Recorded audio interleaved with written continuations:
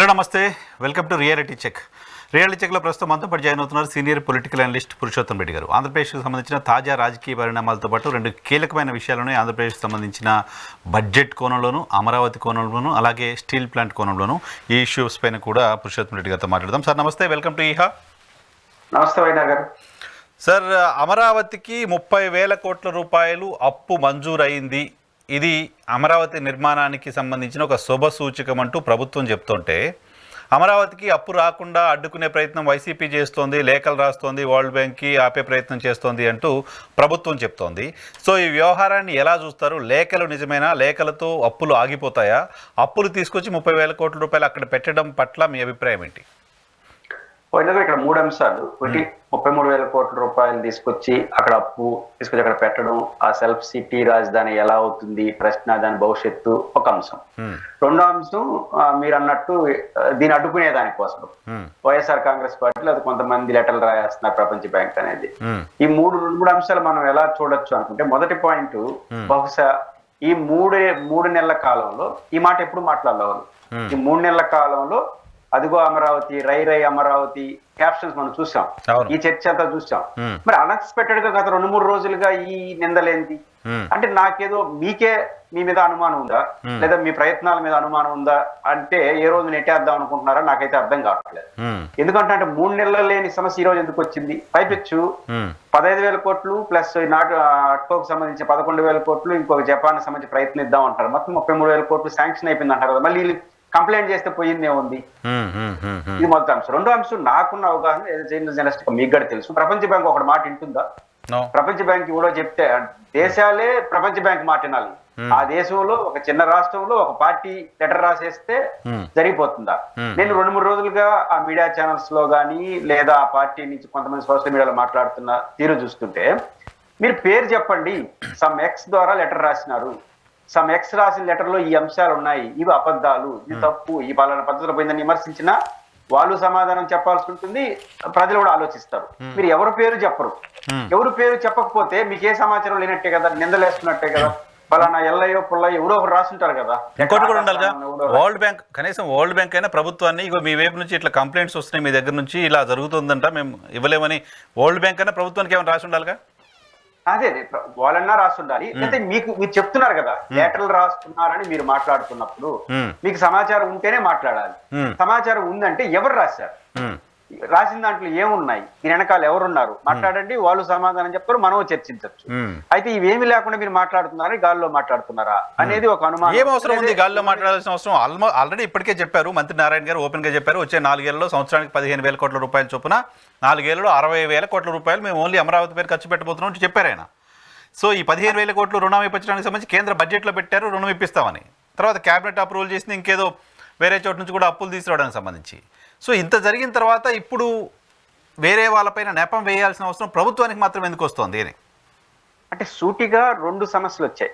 ప్రధానంగా 2 ప్రముఖులు, హరగోపాల్ గారు ఒక ఇంటర్వ్యూలో మాట్లాడింది, ముఖ్యంగా విశాఖపట్నం కేంద్రంగా ఉన్నటువంటి శర్మ గారు, సీనియర్ ఐఏఎస్ ఆఫీసర్, రిటైర్డ్, వారు రాసిన లెటర్లో ప్రజలు ఆలోచింపజేసేట్టుగా ఉన్నాయి.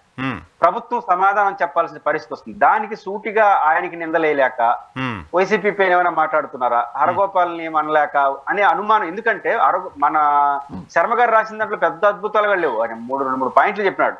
ఫస్ట్ పాయింట్, 60,000 కోట్ల రూపాయల దాకా మీరు అప్పు తీసుకొచ్చి అక్కడ పెడుతున్నారు, ఇది ఈ రాష్ట్రానికి ఎట్లా అవసరం.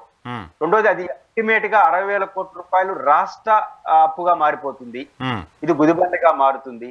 మీరు 60,000 కోట్లు తీసుకొచ్చే అప్పు ద్వారా నిర్మాణం చేసే ఆ అద్భుతం ద్వారా ఎలా రాయలసీమకి, ఉత్తరాంధ్రకి, ఇతర ప్రాంతాలకు అది ఉపయోగపడుతుంది, సూటిగా సమాధానం చెప్పండి అని ఆయన నేరుగా లెటర్ రాసినాడు, ఆన్ రికార్డు, సీఎం గారికి రాసిన లెటర్. ఇప్పుడు దాంట్లో చెప్పొచ్చు కదా, మీరు సింపుల్ గా చెప్పవచ్చు కదా, మీరు నమ్మేట్టుగా అంటే, లేదు శర్మ గారు 60,000 కోట్ల రూపాయల అప్పు కూడా అమరావతి కేంద్రంగా జరిగే అభివృద్ధి, వాళ్ళు చెప్తున్నారు కదా సెల్ఫ్ సఫిషియెంట్ రాజధాని అని, ఆడ ఫ్లాట్లు అమ్మడం ద్వారా ఇంత వస్తుంది, దీన్ని అదే అప్పులు కట్టుకుంటుంది సమ్ పీరియడ్ తర్వాత. 2, ఆ తర్వాత ఆ అప్పులు తీర్చడమే కాదు, ఇంకా 1,000 కోట్ల రూపాయలు దాంట్లో ఇన్కమ్ జనరేట్ అవుతుంది ఈ పద్ధతిలో, దీన్ని తీసుకెళ్లి రాయలసీమ ప్రాజెక్టులు పూర్తి చేస్తాం, దీన్ని తీసుకెళ్లి ఉత్తరాంధ్రం చేస్తాం అని 100 సార్లు చెప్పడానికి కూడా హ్యాపీగా చెప్పొచ్చు కదా, మంచి చర్చే కదా ఇది. కాబట్టి ఆ చర్చ మీరు ఆన్సర్ చేయలేకనా చెప్పలేకపోతున్నారా, అన్ని అడ్డుకుంటున్నారని యాంగిల్ తీసుకుంటున్నారా? కాబట్టి శర్మ గారు లెటర్ బాగా పనిచేస్తా ఉంది. ఆ శర్మ గారి లెటర్ లో ఉన్న అంశాలు పెద్ద అద్భుతాలు కూడా ఏమి లేవు. చాలా సింపుల్ క్వశ్చన్ ప్రజల భాషలో అడిగినాడు, మీరు ఆన్సర్ చేయండి. వద్దా ఆన్సర్ చేయదలుచుకోలేదా? ఎందుకు చేస్తారుగా మంత్రి నారాయణ గారు మాట్లాడడం అక్కడ చూసా, నారాయణ గారు ఎక్కడో మాట్లాడడం చూసా. ఇది ఎవరిపైన కూడా భారం ఉండదు, మేము వన్స్ దీన్ని డెవలప్ చేసిన తర్వాత అక్కడ భూములు అమ్మి అప్పులు తీరుస్తాం అంటున్నారు ఆయన. అదే శర్మ గారు అడిగిన ప్రశ్నలో ఒక ప్రశ్నకి ఆన్సర్ చేసే ప్రయత్నం ఇండైరెక్ట్ గా చేశాడు. అదేంటంటే మీరు చెప్పినట్టు దాంట్లో సింపుల్ లెక్క 52,000 ఎకరాలు, దాంట్లో అన్ని మనం మౌలిక వస్తువులు ఇవన్నీ పూర్తి చేసేసి 1,00,000 ప్లాట్లు అమరావతి రైతులకు ఇవ్వాలి, కాస్ట్ ఆఫ్ 10,000 ఏకర్స్. అదే విధంగా ఇంకో 10,000 ఎకరాలు ప్రభుత్వ అవసరాలకు పెట్టుకుంటారు. ఇంకొక 20,000 ఎకరాల దాకా మౌలిక వస్తువులు పోతాయి, పార్కులు, పెద్ద పెద్ద రోడ్లు అన్ని పోతాయి. ఇంకా మిగిలేది ఒక 10,000 ఎకరాలు. బిలో జగన్ గారు అయితే 7,000 ఎకరాలు అంటున్నాడు. 7 నుంచి 10,000. ఈ 10,000 ఎకరాలు ఫ్లాట్లు వేసేసి 1,00,000 కోట్లు వస్తాయంటున్నారు వాళ్ళు. ఇదే సెల్ఫ్ సఫిషియెంట్ అంటే. ఈ 1,00,000 కోట్లు మేము అమ్ముతాము అనేది నారాయణ గారు ఇండైరెక్ట్ చెప్పారు. డైరెక్ట్ గానే చెప్పండి అది.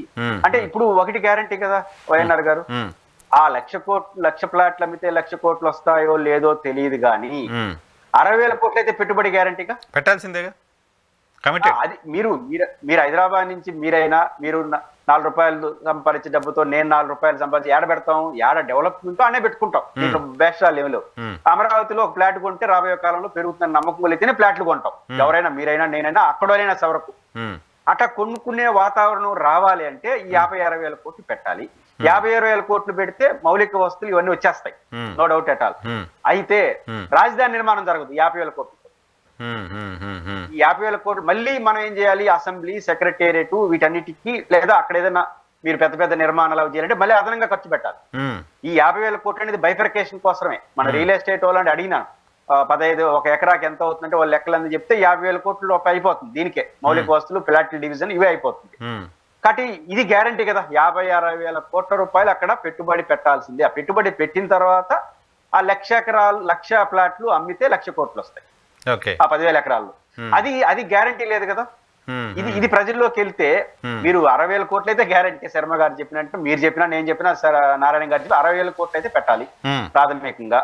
అది కూడా ఎక్కడ మన మిగులు బడ్జెట్ తో అన్ని అప్పులు అంతే కదా. 50,000-60,000 కోట్లు అప్పు తెచ్చి పెట్టాల్సిందే కదా.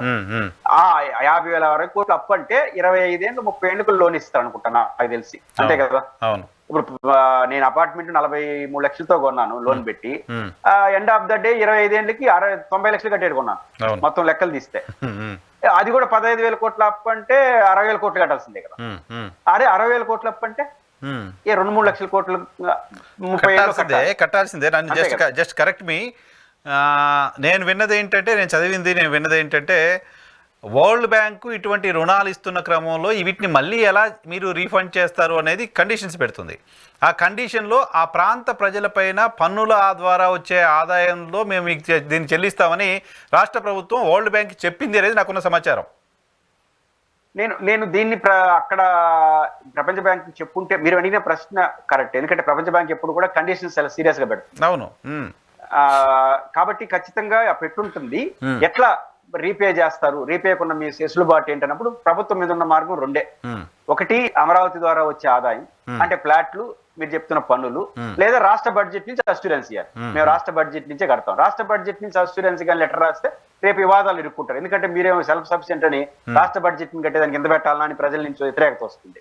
మీరు అన్నట్టు నాకు డౌట్ ఏంటంటే ప్రపంచ బ్యాంక్ నారాయణ గారు చెప్పింది నిజమై ప్రపంచ బ్యాంక్ చెప్పుంటే ప్రపంచ బ్యాంక్ దాన్ని విశ్వసిస్తుందని నేను అనుకోవట్లేదు.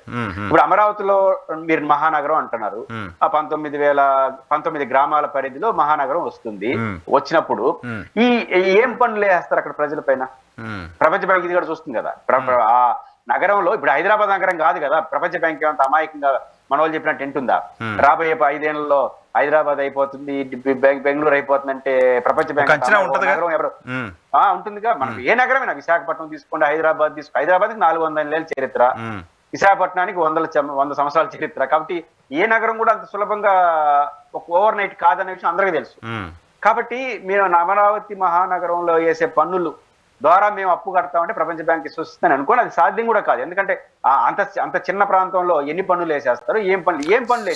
సో అమరావతి ప్రాంతంలో పన్నులు అనేది బయటకు వచ్చింది. బట్ ప్రభుత్వం తీసుకుంటున్న అప్పు CRDAకి వరల్డ్ బ్యాంక్ కి జరుగుతున్న ఒప్పందం కాదు ఇది. ఇప్పుడు మన లైక్ కార్పొరేషన్ ద్వారా తీసుకొచ్చే అప్పులకి కార్పొరేషన్ అప్పు తీసుకుంటుంది, గవర్నమెంట్ గ్యారంటీ ఉంటుంది. సో సేమ్ అలాగే సిఆర్డిఏ ఏమన్నా వరల్డ్ బ్యాంక్ నుంచి డబ్బులు తీసుకుని దానికి ప్రభుత్వం గ్యారంటీ ఉంటుందంటే అది వేరే విషయం. కానీ ఇది నేరుగా ప్రభుత్వం తీసుకుంటున్న అప్పే కదా, ప్రభుత్వం కట్టాల్సిందే కదా. 100%. ఇప్పుడు 15,000 కోట్ల రూపాయలు ఏదైతే ప్రపంచ బ్యాంక్ ద్వారా ఇప్పుడు రాబోతుందో, మనకు రుణం రావాల్సిన ఉన్నారు, అది not only state government, central government assurance ఉంది.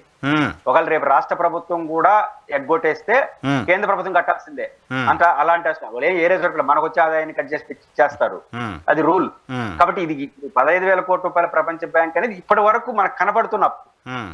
రేపు నాబార్డుకి ఏ షరతులు ఉంటాయి, ఆ తర్వాత జపాన్ కంపెనీ ఏదో జపాన్ సంబంధించి జర్మనీ సంబంధించి 5,000 కోట్లు అంటున్నారు, అది అయితే అంత అయితే 33,000 కోట్లు. అది ఇంతవరకు కార్యరూపం దాల్చలే. ఇప్పటి వరకు కార్యరూపం దాల్స్తా ఉంది 15,000 కోట్లు చుట్టే. ఈ 15,000 కోట్ల ప్రపంచ బ్యాంక్ అప్పుకు మాత్రం ఖచ్చితంగా గవర్నమెంట్ ఆఫ్ ఇండియా అష్యూరెన్స్ ఉంది. కాకపోతే ఎవరు అష్యూరెన్స్ ఇచ్చినా రీపేమెంట్ కెపాసిటీని అయితే వాళ్ళు అడుగుతారు. న్యాచురల్ గా సార్, క్వైట్ న్యాచురల్ కదా. ఎవరు మనం చిన్న లోన్ తీసుకుంటే 10,000 రూపాయలు లోన్ తీసుకుంటే అడుగుతారు కదా, 1,00,000 రూపాయలు లోన్ తీసుకుంటే అడుగుతారు. కొన్ని షరతులు కూడా పెడతారు, ఈ పద్ధతిలో మీరు డెవలప్మెంట్ యాక్టివిటీ చేయాలి. ప్రపంచ బ్యాంక్ ఎప్పుడు షరతులు కూడా పెడుతుంది. అవును. ప్రపంచ బ్యాంక్ ఇది ఏదేమి చిన్న విషయం. ప్రపంచ బ్యాంక్ అనేది ప్రైవేట్ కంపెనీల రిప్రజెంటేటివ్ కదా, ప్రపంచంలో ఉన్న బడా కుబేర్ల రిప్రజెంటేటివ్, ప్రజల రిప్రజెంటేటివ్ కాదు. వాళ్ళ ప్రయోజనాలకు అనుగుణంగా కూడా షరతులు పెడుతుంటారు రాష్ట్రంలో. కాబట్టి ఖచ్చితంగా ఆ షరతులు కేవలం పన్నుల ద్వారా కడతామనే షరతు వీళ్ళు పెట్టారో లేదు నాకు తెలియదు, వీళ్ళు ఇస్తారో తెలియదు. కానీ దీనైతే ప్రపంచ బ్యాంక్ అంగీకరించదు. రెండోది నేను కూడా నమ్ము, మీరు నమ్మరు. ఆ చిన్న ప్రాంతం నుంచి ఏ పనులు వేసేస్తారు, ఏమొస్తుంది, అది సాధ్యమయ్యే పని కాదు. ఖచ్చితంగా రాష్ట్ర ప్రభుత్వం ఇంకో రూపంలో అష్యూరెన్స్ ఇవ్వాలి. ఇంకా ఎలాంటి ప్రయత్నం చేస్తారనేది వేచి చూడాల్సి ఉంది. ఇప్పుడు ఈరోజు కాగ్ రిపోర్టుకు సంబంధించి నేను బహుశా ప్రజాశక్తిలో చదివినట్టున్నాను. ప్రజాశక్తిలో ఒక ఆర్టికల్ చదివాను. కాగ్ రిపోర్టు ప్రకారం యాజ్ ఆఫ్ నౌ రాష్ట్రానికి సంబంధించిన ఆదాయం గణనీయంగా పడిపోయింది. 2,60,60,000 కోట్ల రూపాయలు వస్తుందని బడ్జెట్లో అంచనా వేస్తే ఇప్పటికి 1,60,000 కోట్లు మాత్రమే వచ్చింది. సో గత ఏడాది ఈ టెన్యూర్ వరకు ఉన్న బడ్జెట్తో పోల్చి చూసినప్పుడు 210% రాష్ట్ర ఆదాయం తగ్గిపోయిందంట యాజ్ ఫర్ కాగ్. సో ఇంత తగ్గిపోయిన క్రమంలో ఇప్పటివరకు ప్రభుత్వం మొబిలైజ్ చేసిన 1,60,000 కోట్లు 60,000 కోట్ల రూపాయలు అప్లై చేశారంట. సంవత్సరం పూర్తి కాలే, ఇంకా 6 నెలలు అయింది. ఈ 6 నెలల్లో అమరావతికి సంబంధించిన 15,000 కోట్ల రూపాయలు తీసేస్తేనే 45,000 కోట్ల రూపాయలకు పైగా అప్పు చేసింది ఈ ప్రభుత్వం. ఇంకో 4 ఏళ్ళు ఉంది. సంవత్సరానికి దాదాపు 70,000-80,000 కోట్ల రూపాయలు అప్పు చేసే పరిస్థితి కనపడుతుంది. ఈ నెంబర్స్ని బట్టి, ఈ ఫిగర్స్ని బట్టి చూస్తే. ఇది కాకుండా అమరావతి కోసం తెచ్చి 60,000 కోట్ల రూపాయలు సపరేట్గా ఉంటుంది. ఇదంతా ఆంధ్రప్రదేశ్ రాష్ట్రం బేర్ చేసే పరిస్థితి ఉందా? ఆంధ్రప్రదేశ్ రాష్ట్రంలో సంపద సృష్టి ఎలా, ఎందుకు చేయలేకపోతున్నారు? అప్పుల వైపు ఎందుకు పోతున్నారు? అయినా ఇప్పుడు బేసిక్ గా మనం నంబర్ ఆఫ్ టైమ్స్ ఎన్నికల సమయంలో కూడా చర్చించాము. ఒక సందర్భంలో మన 2024-25 ఆదాయం 1,90,000 కోట్లే. ఏది మొత్తం 1 ఇయర్ పాటు ఒక అసెస్మెంట్, కేంద్ర పన్నుల వాటా అన్ని కలుపుకుంటే దీంట్లో 1,80,000 కోట్లు జనరల్ బడ్జెట్ కి అయిపోతుంది. అంటే అప్పుల రీపేమెంట్ కి ఒక 42,000 కోట్ల రూపాయలు, ఉద్యోగస్తుల జీతభత్యాలు ఒక 60,000 కోట్లు, ఇతర జనరల్ అడ్మినిస్ట్రేషన్ నేను చెప్పేది ఈ 104, 108 జనరల్ అడ్మినిస్ట్రేషన్ కి 1,80,000. ఇంకా మిగిలేదు మనకు 10,000 కోట్లు. ఇంకా చేసి ఏమి చేయాలని నువ్వు అప్పు చేసేయాల్సిందే. ఏది సంక్షేమ పథకాలతో సహా, ఈ స్కీమ్స్ తో సహా ఏదైనా సరే అప్పు చేసేయాల్సిందే. మన కెపాసిటీ 45,000-50,000 కోట్లు మాత్రమే. వీళ్ళు అనుకున్నట్టు 70,000-80,000 కోట్లు చేయలేరు. జగన్ ఎందుకు చేయలేరంటే ఎఫ్ఆర్బిఎం లిమిట్స్ 15,000 కోట్ల రూపాయలు ప్రపంచ బ్యాంక్ అప్పు కేంద్ర ప్రభుత్వం నుంచి ఎందుకు ప్రత్యేకంగా తీసుకుంటున్నారంటే ఎఫ్ఆర్బిఎం దాటేస్తా ఉంది. ఎఫ్ఆర్బిఎం మినిట్స్ 45,000-50,000 కోట్లు పైన చేయలేరు. వీళ్ళు కొత్తగా తెచ్చుకున్న అదనపు సమస్య ఏంది, వచ్చే అవకాశాన్ని కోల్పోయింది. ఎక్కడ 2% దాకా ఈ ల్యాండ్ టైటిల్ యాక్ట్ రద్దు చేసి పడేసినారు. మున్సిపాలిటీకి సంబంధించి 2-3 జగన్మోహన్ రెడ్డి తీసుకొచ్చినటువంటి కేంద్ర ప్రభుత్వ అవగాహనతో కొన్ని సిస్టమ్స్ తీసుకొచ్చినప్పుడు కేంద్ర ప్రభుత్వం ప్రత్యేక రాయితీలు ఇచ్చింది. విద్యుత్ సంబంధించి సెకీతో ఒప్పందం చేసుకుంటూ కూడా ఇన్సెంటివ్స్ ఇచ్చింది. వీళ్ళు రెండు సెకీతో అయితే వీళ్ళేం జోలికి పోవట్లేదు, కానీ ల్యాండ్ టైటిల్ యాక్ట్ టెక్నికల్ రద్దు చేశారు. దాని కారణంగా సమ్ పర్సెంటేజ్ అప్పు చేసే కెపాసిటీ కూడా కోల్పోతుంది ఆంధ్రప్రదేశ్ ప్రభుత్వం. కాబట్టి ఇట్లాంటి దశలో అద్భుతాలు ఏం చేయలేదు. అందువల్ల 15,000 కోట్లు బయట తీసుకొచ్చారంటే ఇంకెంతకు మించి అప్పు చేయలేరు. ఇంకేదైనా చేయాలంటే ఇంకా ఆస్తులు సంఘాలు పెట్టడం, ఆస్తులు అమ్ముకోవడం, ఇట్లాంటివి చేయాల్సిన ప్రయోగాలు, లేదా ప్రజలపైన విపరీతంగా భారాలేడు తప్ప షార్ట్ కట్ మెథడ్లో విపరీతంగా అప్పులు చేయడానికి కూడా ప్రభుత్వం అనుకున్నా కూడా చేయలేదు. కాబట్టి ఇది పెద్ద సమస్యగా అయితే తెలుగుదేశం ప్రభుత్వానికి వస్తుంది. అది ఇప్పుడు సమస్య వస్తుంది. ప్రపంచ బ్యాంక్ మీరు ఇంత కొట్లాడుతూ ఉంటే మీరు ఈ రాజధాని నిర్మాణం, మహానగర నిర్మాణం కోసం 1,000 కోట్లు చేయాలనే చర్చ కూడా ప్రజల్లో వస్తుంది. రాకపోయిన జగన్మోహన్ రెడ్డి చర్చ పెడతాడుగా. గతంలో మీరేం చెప్పారు, జగన్ మహా అంటే ఏం చేస్తారంటే అప్పు తీసుకొచ్చి ప్రజలకి బటన్ నొక్కి జోబులో డబ్బులు వేస్తున్నారు అన్నాడు. ఇప్పుడు ఆయన రివర్స్ లో అదే మాట్లాడతారు. నేను అప్పు తీసుకొచ్చి ప్రజల జోబులో డబ్బులు వేసాను, నువ్వు అప్పు తీసుకొచ్చి అమరావతిలో పెడుతున్నావు అంటాడు. పేలుతుంది కదా, నువ్వు ఒక ప్రాంతం. దాంట్లో తప్పే ఉంది. అమరావతి మేము కడతాం, అమరావతిలో డబ్బులు పెడతాం అని చెప్పే కదా కూటమి అధికారంలోకి వచ్చింది. అంటే ఆ రోజు ఎందుకు సక్సెస్ అయిందంటే వైఎన్ఆర్ ఇక్కడే వాళ్ళ మీడియా కానీ వాళ్ళ ఆస్థాన విద్వాంసులో తెలియదు కానీ వీళ్ళందరూ భ్రమపడతా ఉన్నది ఎక్కడంటే అమరావతి అనుకూలంగా రాష్ట్ర ప్రజలు ఉన్నారు అనే భ్రమలకు వెళ్ళిపోయినారు.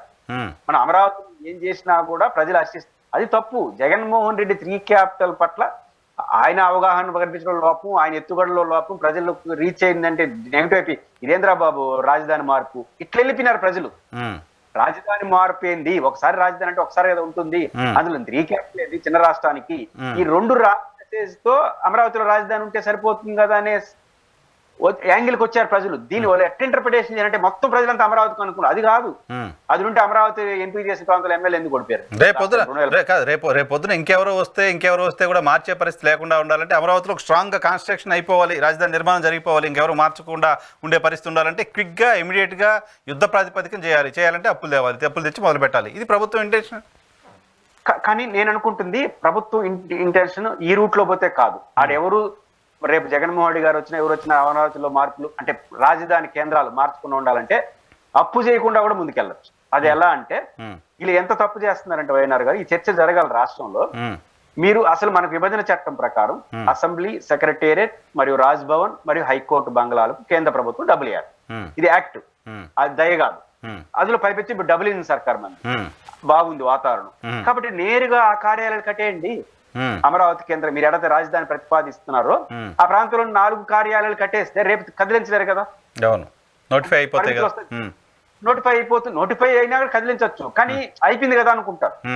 ఎన్నిసార్లు మళ్ళీ అసెంబ్లీలు కడతారండి. ఇట్లాంటి పరిస్థితుల్లో మీరు దాన్ని ఇప్పుడు నాకు అర్థం కాల. నారాయణ గారు మొన్న ఇచ్చిన స్టేట్మెంట్ లో మేము టెండర్లు పిలుస్తున్నాం అన్నాడు. 1,000 కోట్లు టెండర్లు ఎలా పిలుస్తారు వైఎన్ఆర్ గారు? కేంద్ర ప్రభుత్వానికి టెండర్లు పంపించి మీరు డబ్బులు ఇవ్వండి బాబు అని ఆ డబ్బులతో కట్టాలి కదా ఆ కార్యాలయం. ఆ డబ్బులతో మీరు ఎందుకు కడతారు?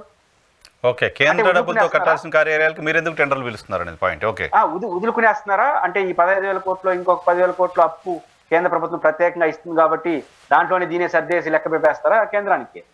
ఇది చాలా ప్రమాదం. కాబట్టి నిజంగా అమరావతి విషయంలో ప్రేమ ఉంటే కేంద్రం నుంచి తీసుకురావాల్సినటువంటి డబ్బుల ద్వారా 4 కార్యాలయాలు కట్టేయండి.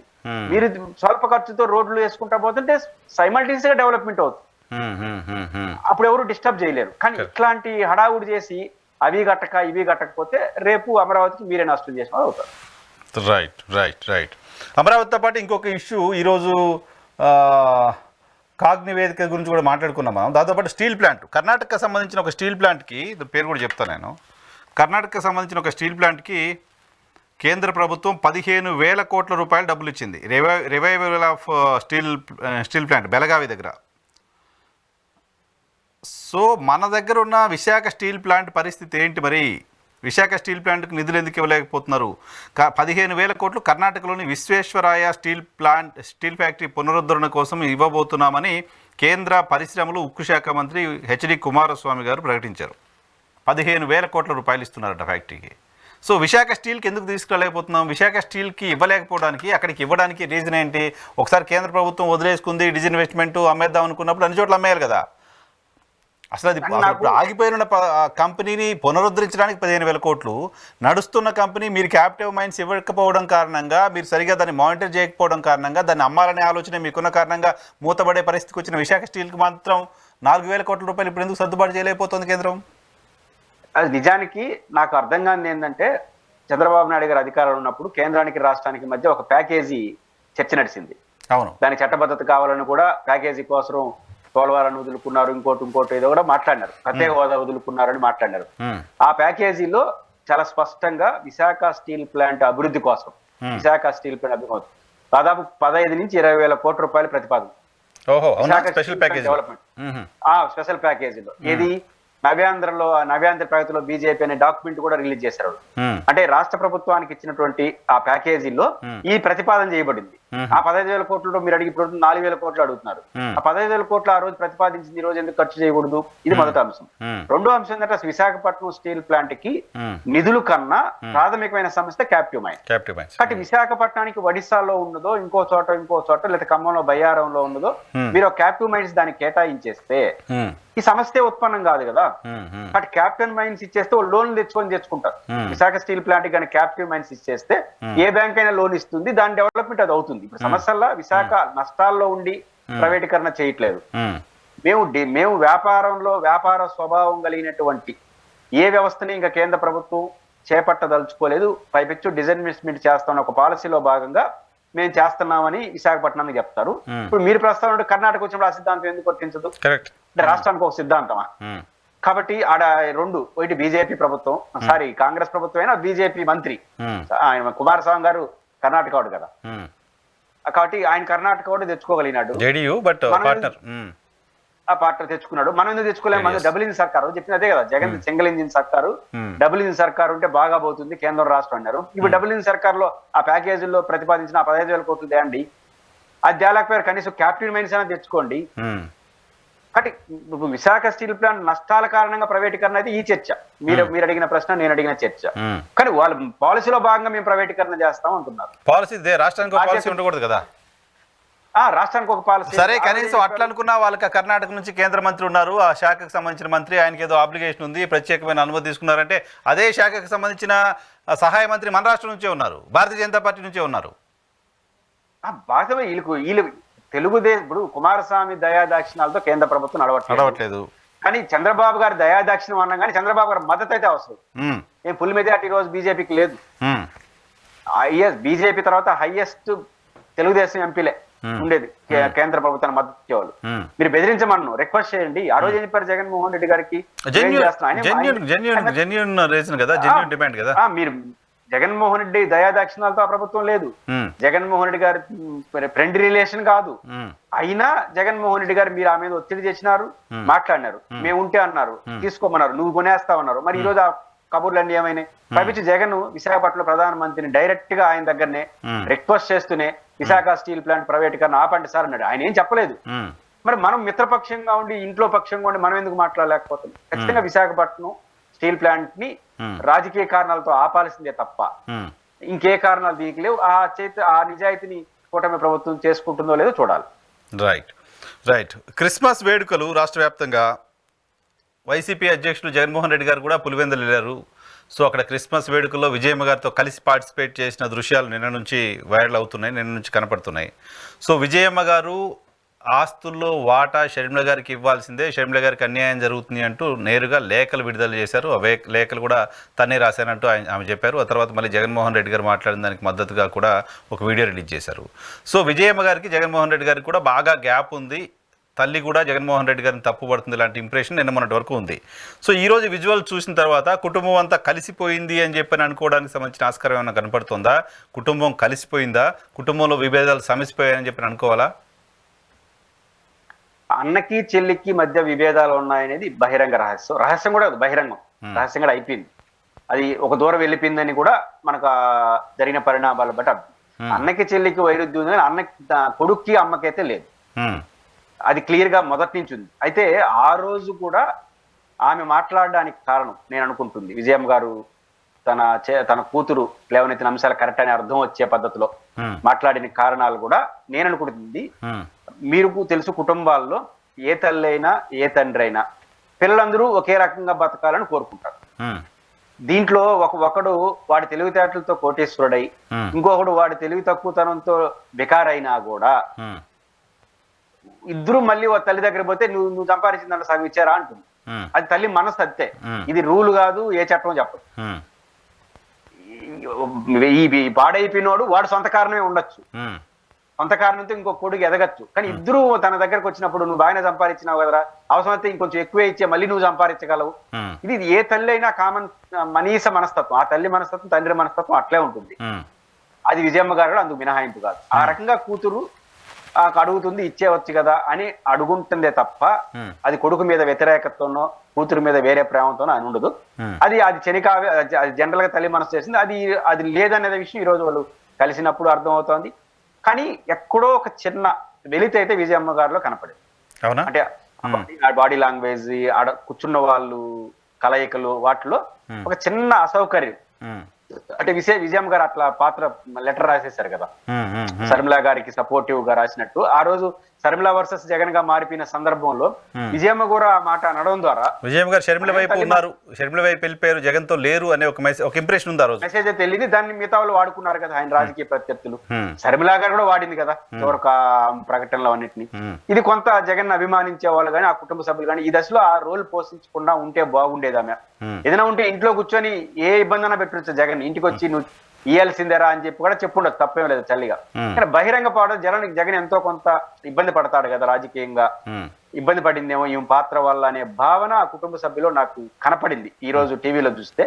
అది ఎక్కడో ఆమె కూడా కొంత ఇట్లాంటి వాతావరణం ఒకటి ఉందనే కొంత బాడీ లాంగ్వేజ్ నేను చూశాను. మామూలుగా అయితే విజయమ్మ గారు అందరి దగ్గర పోవడం, అందరూ కలవడం, ఈ కలయికలు సహజంగా ఉంటుంది కదా. వైఎస్ రాజశేఖర అంటే ఎక్కడికి వెళ్ళిపోయిందంటే విజయమ్మ గారు జగన్మోహన్ రెడ్డి గారిని ఏ స్థాయిలో వ్యతిరేకిస్తున్నారు అంటే ఆమెను చంపేయడం కోసం జగన్మోహన్ రెడ్డి ప్లాన్ చేశారు అనే స్థాయికి వెళ్ళిపోయింది కదా. నేరుగా తెలుగుదేశం పార్టీ హ్యాండిల్స్ నుంచి ట్వీట్స్ పెట్టారు కదా, ఆమెను చంపడం కోసం ప్లాన్ చేశారు, కార్ బ్లాస్ట్ చేశారు అని. ఆడ వరకు దాన్నే కదా ఖండించారు తర్వాత. ఎందుకంటే విజయమ్మ గారి మీద విజయమ్మ గారి శర్మిల గారు అనుకున్న లెటర్ రాసేశారు కాబట్టి మనం ఏం మాట్లాడినా అది చెల్లిపోతుంది.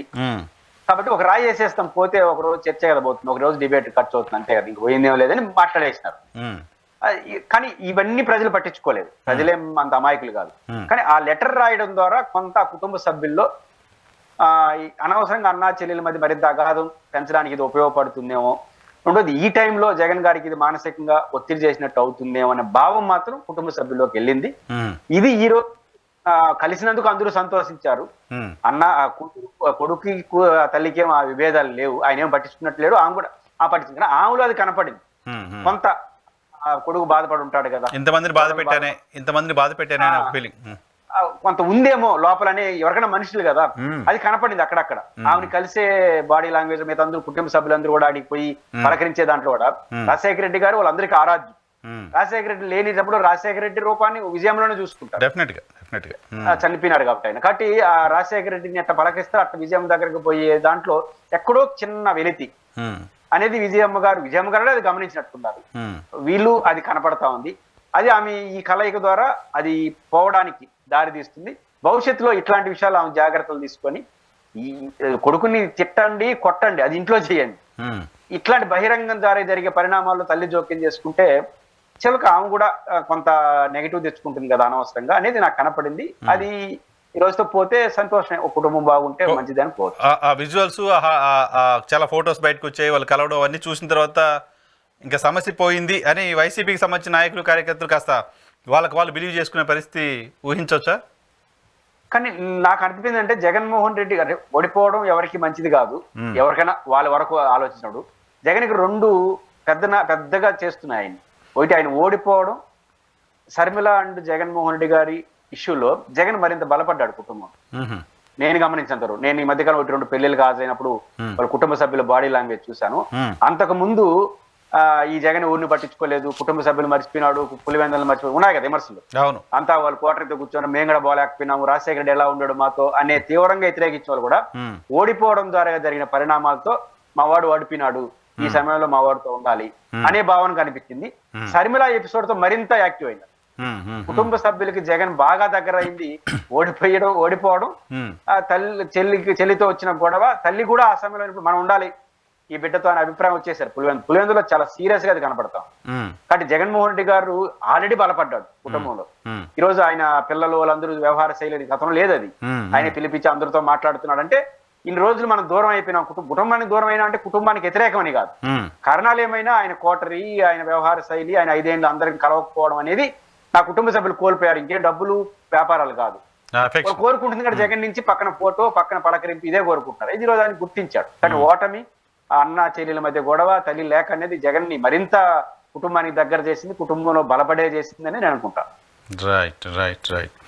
అల్లు అర్జున్ వివాదం అల్లు అర్జున్ వివాదం ఇంత గొడవ జరుగుతుంటే ఆంధ్రప్రదేశ్కు సంబంధించిన రాజకీయ పార్టీల పరమైన స్టాండ్ కాకుండా వ్యక్తిగతమైన స్టాండ్స్ తీసుకున్నారు. బీజేపీ నాయకులు కొంతమంది సపోర్ట్ చేస్తున్నారు అల్లు అర్జున్ని, కొంతమంది వ్యతిరేకిస్తున్నారు. తెలుగుదేశం పార్టీకి సంబంధించిన నాయకులంతా తెలుగుదేశం పార్టీ సోషల్ మీడియా మొత్తం అల్లు అర్జున్కి వ్యతిరేకంగా పోస్టులు పెడుతుంటే చంద్రబాబు నాయుడు గారు ఫోన్ చేసి పరామర్శిస్తున్నారు. ఇంత జరుగుతుంటే తెలుగు రాష్ట్రాలకు సంబంధించి తెలంగాణలో కూడా రకరకాల ఒపీనియన్స్ డిఫరెంట్ ఒపీనియన్స్ వస్తున్నాయి రాజకీయ పార్టీల్లో. ఇంత జరుగుతుంటే పవన్ కళ్యాణ్ గారు ఎందుకు మౌనంగా ఉంటున్నారు? ఎందుకు ఒక్క మాట ఈ అంశం పైన మాట్లాడలేకపోతున్నారు?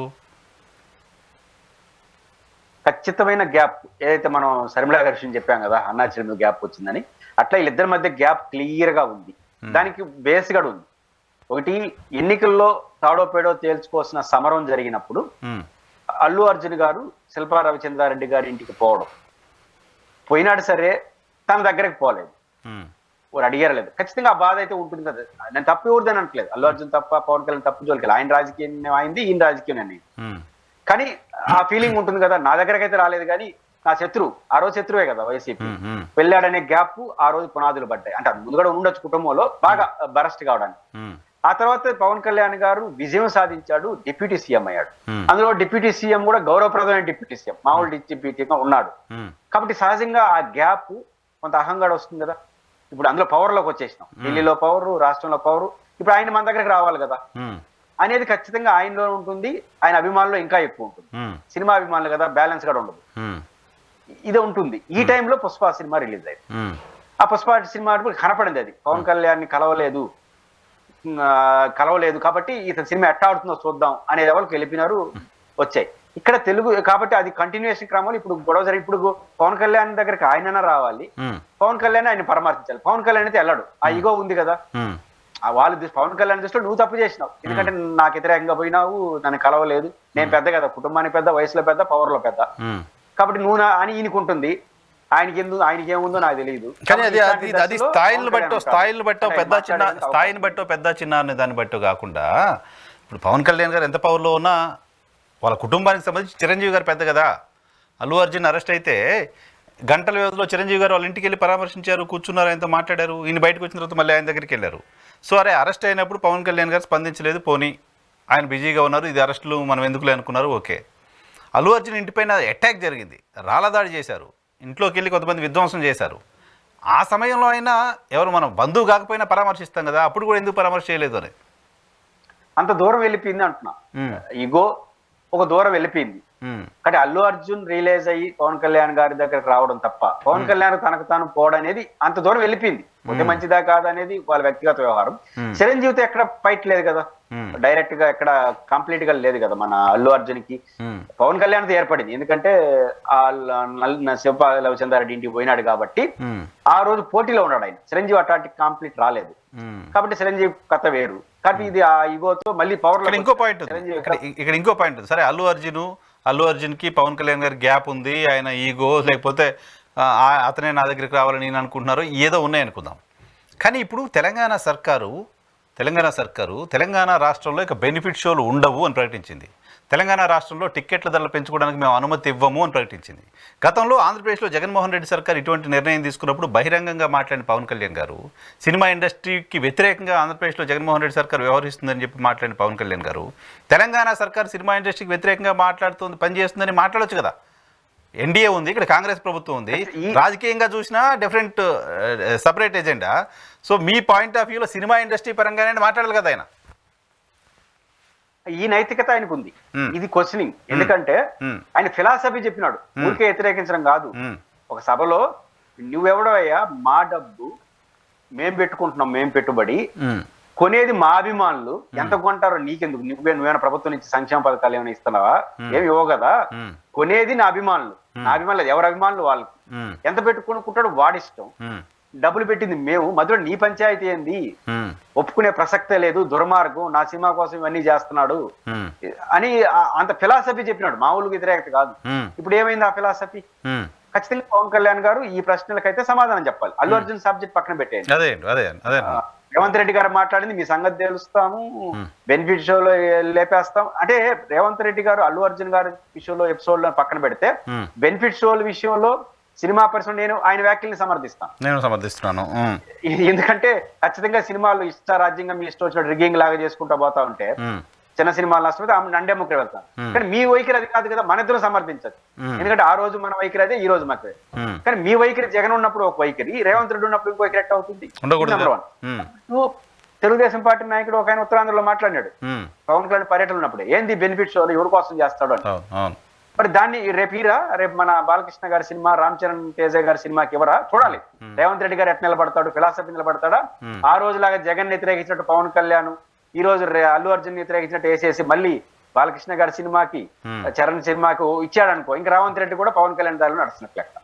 చూడాలి. ఇప్పుడు రేవంత్ రెడ్డికి ఒక పెద్ద అగ్ని పరీక్ష.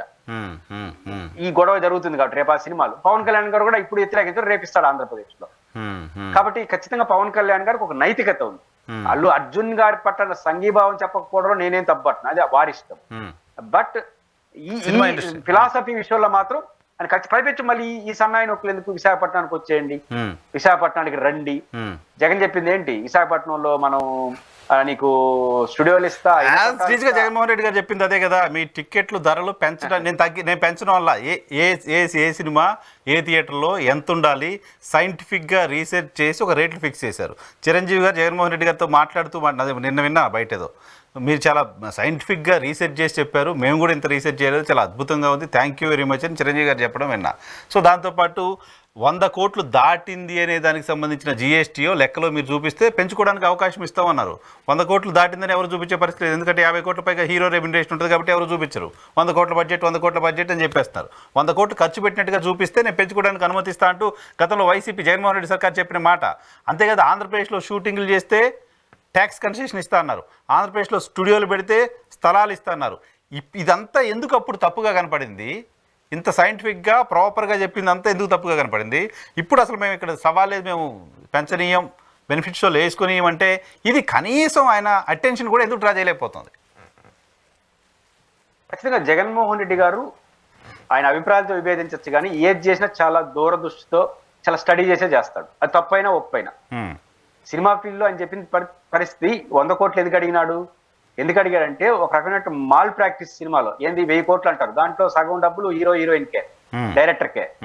అంటే అది ఏమంటారు దాని, అది సరైన పెట్టుబడి కాదు. అది ఆ హీరోకున్న ఇమేజ్, డైరెక్టర్ కున్న ఇమేజ్ ని మీరు పెంచేసేసి 100 కోట్లు బడ్జెట్ అంటే దాంట్లో 60-70 కోట్లు వాళ్ళకి ఇచ్చేసి 10 కోట్లు 20 కోట్లు పెట్టుబడి పెడతారు. అందువల్ల ప్రజలకు నష్టం. అది నువ్వు 100 కోట్లు పెట్టి సెట్టింగ్ వేసి పెట్టావు ప్రజలకు లాభం. అది ఎందుకంటే ఖర్చు పెడతావు, కింద భూమి మీద ఖర్చు పెడతావు, సర్క్యులేటర్ లో వస్తుంది. సర్క్యులేటర్ లేకుండా 2 కుటుంబాలు చేత 3 కుటుంబాలు. ఇది అందువల్ల ఆయన సైంటిఫిక్ గా చెప్పింది, ఏదో పనులు వేయాలని కాదు.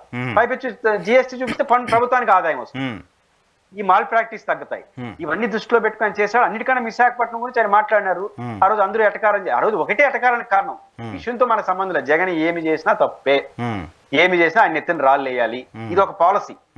ఇప్పుడు అదే మీడియా తగ్గాలి ఏవో మాట్లాడుతుంది కదా, ఆ రోజు మాట్లాడట్లేదు కదా. అంటే ఇప్పుడు విశాఖపట్నానికి రావాలి అనే దాన్ని ఆ మీడియా నెత్తినెత్తుకోవట్లా.